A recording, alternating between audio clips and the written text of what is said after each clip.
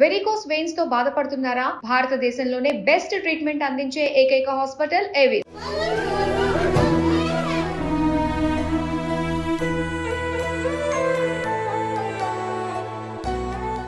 హైదరాబాద్ మీర్పేటలో భార్యని కిరాతకంగా ముక్కలు చేసిన ఘటన ఎంత సంచలనం సృష్టించిందో అంతే సంచలనంగా మారింది మీరట్ హత్య కేసు. భర్తని ముక్కలుగా నరికిన ఈ కేసులో రోజుకొక విషయం వెలుగులోకి వస్తోంది.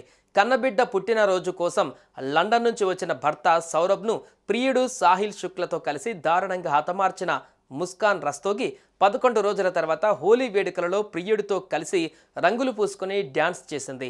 ఈ వీడియో ఇప్పుడు సోషల్ మీడియాలో వైరల్ అవుతుంది.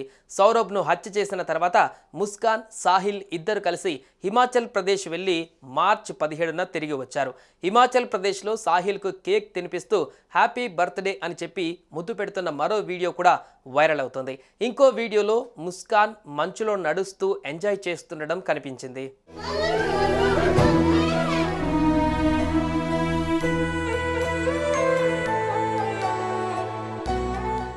లండన్లో మర్చెంట్ నేవీ అధికారిగా పనిచేస్తున్న సౌరభ్ రాజ్పూత్ కొద్ది రోజుల క్రితమే సొంత ఊరైన మీరట్కు వచ్చాడు.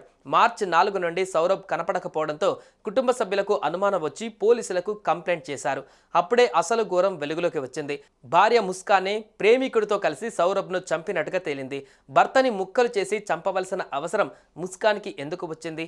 భర్త సౌరభ్ తన కుమార్తె పుట్టినరోజు జరుపుకోవడానికి లండన్ నుంచి మీరట్కు వచ్చాడు. తన భార్య కుమార్తెను సర్ప్రైజ్ చేసేందుకు తాను భారత్కు వస్తున్నట్లు ముందుగానే చెప్పలేదు సౌరభ్. అకస్మాత్తుగా ఇంట్లోకి వచ్చిన సౌరభ్కు తన భార్య ముస్కాన్తో పాటు సాహిల్ కూడా కనిపించాడు. వారి మధ్య గొడవ ప్రారంభమైంది. ఈ నేపథ్యంలో భార్య, ఆమె ప్రియుడు కలిసి సౌరభ్ను హతమార్చారు. సౌరభ్ ఫోన్ నుంచి ముస్కాన్ మెసేజ్లు పంపుతుండేది. కుటుంబీకులకు ఎవరికీ అనుమానం రాలేదు.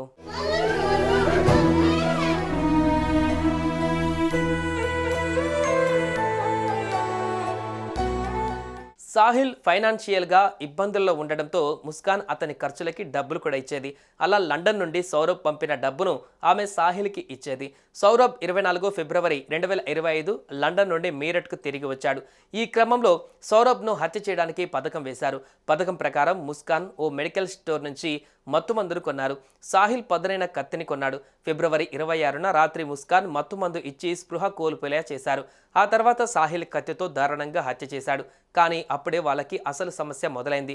మృతదేహాన్ని ఎలా మాయం చేయాలి అనే సమస్య.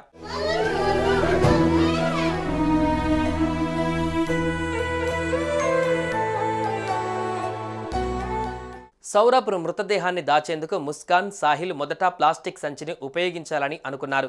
కానీ బాడీ బ్యాగులో సరిపోకపోవడంతో మరో ఉపాయాన్ని ఆలోచించారు. ఆపై మృతదేహాన్ని బాత్రూంలోకి తీసుకువెళ్లి సాహిల్ దానిని ముక్కలుగా నరికాడు. ఆ తర్వాత కవర్లలో పెట్టి నిర్మానుష్య ప్రాంతంలో శరీర భాగాలను విసిరేయాలని అనుకున్నారు. దీంతో శరీరం నుంచి తల, చేతులను వేరు చేసి సాహిల్ వాటిని కవర్లో పెట్టి ఇంటికి తీసుకువెళ్ళాడు. మొండాన్ని బెడ్ బాక్స్లో పెట్టి ముస్కాన్ రాత్రంతా దానిపైన నిద్రించింది. ఇంటికి తీసుకువెళ్లిన తల, చేతులను సాహిల్ కొన్ని గంటల పాటు తన వద్దే ఉంచుకున్నాడు. అయితే ఆ తర్వాత మరో ప్లాన్ వేశారు. స్థానిక మార్కెట్లో ప్లాస్టిక్ డ్రమ్, సిమెంట్ కొనుక్కొచ్చారు. అందులో సౌరభ్ మృతదేహాన్ని ఉంచి కాంక్రీట్, చెత్తా చెదారంతో దానిని నింపేశారు. దీని తర్వాత వారిద్దరూ సిమ్లా, ముస్సోరీలను టూర్కి వెళ్లారు. ఇక్కడ ముస్కాన్ తన తెలివిని ప్రదర్శించింది. ఆమె సౌరభ్తో విహారయాత్రకు వెళ్తున్నట్లు చుట్టుపక్కల వారికి చెప్పింది.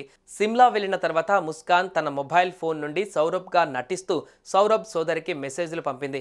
అలా అందరూ సౌరభ్ బతికే ఉన్నాడని అనుకునేలా చేసింది. కొడుకు కనిపించడం లేదంటూ సౌరభ్ తల్లిదండ్రులు ఫిర్యాదు చేయడంతో హత్య విషయం బయటపడింది.